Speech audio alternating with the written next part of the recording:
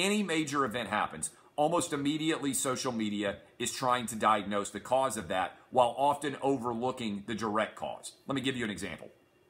We just had an awful incident happen in Pittsburgh where a guy with a gun walked into a synagogue and shot up the synagogue. This is the latest in a long string of mass shootings that have been perpetrated by crazy people in this country.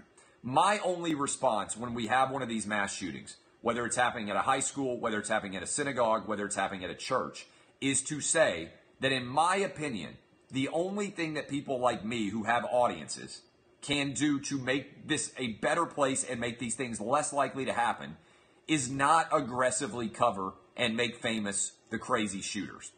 Because I think the reason why we have continued to have all of these mass shootings that take place is because all these crazy men are copycatting each other and they envy the adulation that they see in their warped and crazy mind from all the media attention, all the pictures on television, all the front page newspaper articles, all of the internet traffic that follows them if they are the perpetrator. And in fact, there is studies and evidence to support that this is in fact the best thing that the media could do is to adopt a don't name the shooter policy and don't allow him to become famous because of his infamous act. But what do we see happen? What do we almost immediately see happen? Same thing with this guy, this nutcase who is mailing these bombs.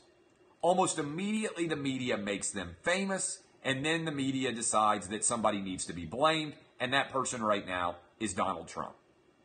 Donald Trump, I don't believe, has made it any more likely that people are going to go crazy and walk in and start shooting people. There were a lot of mass shootings during Barack Obama's term. I don't think Barack Obama is responsible for those either.